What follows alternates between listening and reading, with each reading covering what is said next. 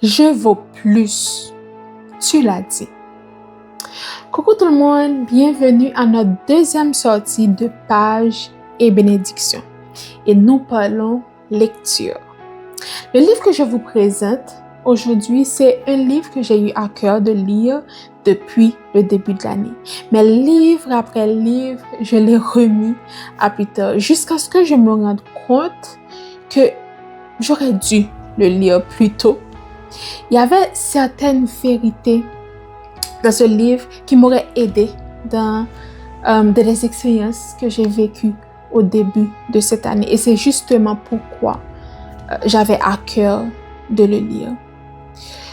Au début, lorsque j'ai voulu le lire, ce qui m'a le plus interpellée, c'était le titre. Mais par la suite, j'ai réalisé que c'est beaucoup plus que ça. Tellement plus.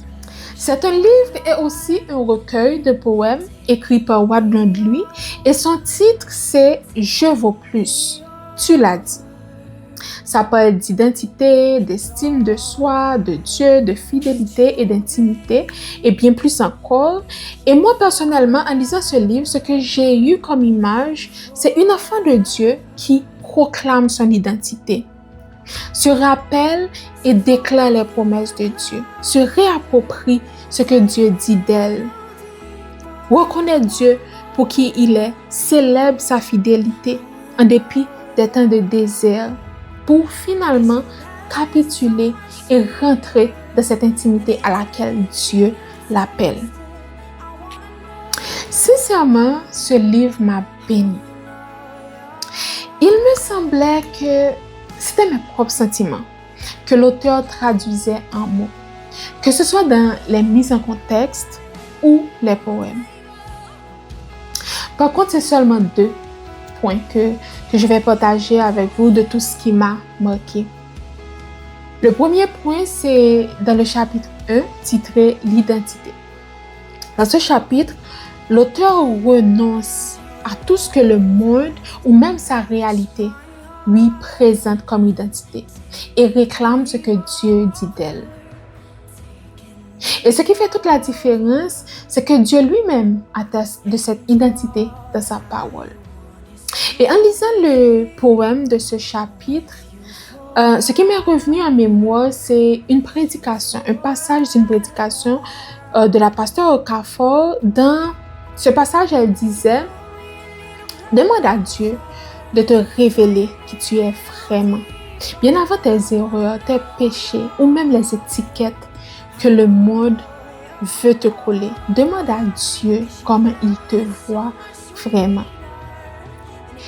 Et ce Dieu qui t'a connu bien avant que tu sois formé dans le ventre de ta mère, tu serais étonné de comment lui, il te voit. »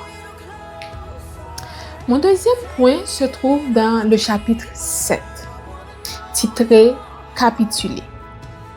Ce qui m'a particulièrement parlé dans ce chapitre, c'est que l'auteur décrit 2 catégories de personnes et je me suis reconnue dans les 2. Je ne vais pas vous dire lesquelles, je vous laisse le soin de les découvrir en lisant vous-même le livre. Mais j'ai obtenu l'autorisation de l'auteur pour lire le poème de ce chapitre. Et le titre du poème, c'est « J'arrête ». J'arrête.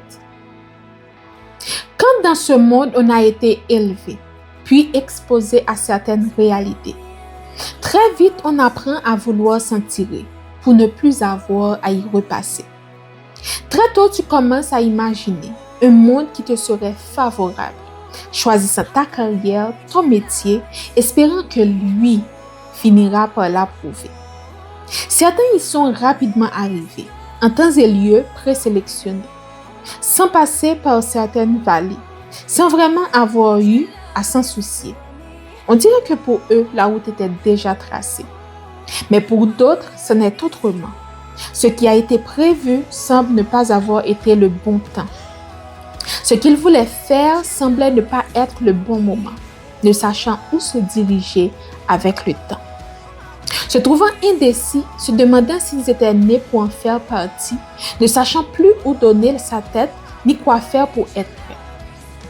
Que vais-je répondre à ceux qui m'avaient fait confiance?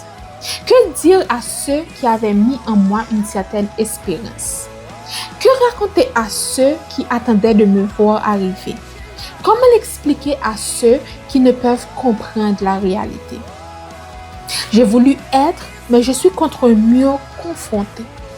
Je ne me suis pas préparée à cette difficulté. Je ne sais plus si je dois avancer. Je n'aimerais pas non plus avoir à reculer. Je ne suis plus autant motivée. Je ne sais plus comment avancer.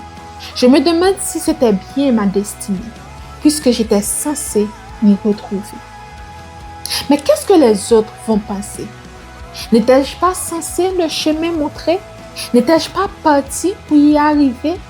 En cours de route, qu'est-ce qui s'est passé? Je me pose certaines questions légitimes, sachant tous ceux à qui je ne ferai pas de prime. À ceux que par cela je vais décevoir, mais je choisis d'arrêter. J'arrête d'entreprendre ce qui est hors de mon contrôle. J'arrête de vouloir plaire à tous et de ma vie passer à côté. J'arrête de me laisser écraser. J'arrête de vouloir à tout prix tout contrôler. Certes, je fais face à cette réalité à laquelle je suis confrontée, me demandant pourquoi cela m'est arrivé, alors que j'ai toujours voulu tout te donner. Mais sachant que mon travail n'est pas passé en vain devant tes yeux, que ce que tu veux pour moi, rien ne peut l'empêcher. Peu importe le temps ou la façon dont cela va se passer, entre tes mains, ma vie est laissée. Je commence à tout te laisser contrôler, faisant ce qui m'est possible, te laissant les impossibilités. Je commence à tout vraiment à tes pieds abandonner, te laisser m'orienter là où toi tu voudras m'amener. Je te remets tout, sachant que cela prend mon humilité, en plus de ma notoriété pour te laisser toi régner. Ce qui se passe, je ne peux pas vraiment le contrôler, mais je peux faire confiance à toi, le Dieu de toute éternité. Mon temps est peut-être sur cette terre à ma vue compté, mais tu es celui qui dans ce monde m'a placé pour diriger, être la tête et non la queue, pour encourager, laisser ma trace influencer pour la gloire de celui qui m'y a envoyé. J'arrête de vouloir faire ma volonté. J'arrête de suivre ma voie, ma destinée. J'ai choisi à toi, à ta volonté, me plier. J'ai choisi de me soumettre à toi pour mieux m'orienter, vents et marées. C'est difficile de tout laisser, sans savoir vraiment ce qui va arriver, sans pouvoir vraiment décider, comme à l'accoutumée. Mais je te fais confiance et choisis de tout te laisser, mon Dieu. Vous l'aurez compris, j'ai aimé le livre. J'aurais pu vous en dire plus, mais je préfère vous le laisser découvrir par vous-même. Il est disponible sur Amazon et également sur le site de l'auteur. Je vous mets à l'écran ces informations et vous pouvez également écouter ces nouveaux poèmes sur sa chaîne YouTube God Said. Voilà, c'était tout pour notre deuxième sortie de Page et Bénédiction et je vous donne rendez-vous pour une prochaine vidéo. D'ici là, soyez bénis et à bientôt.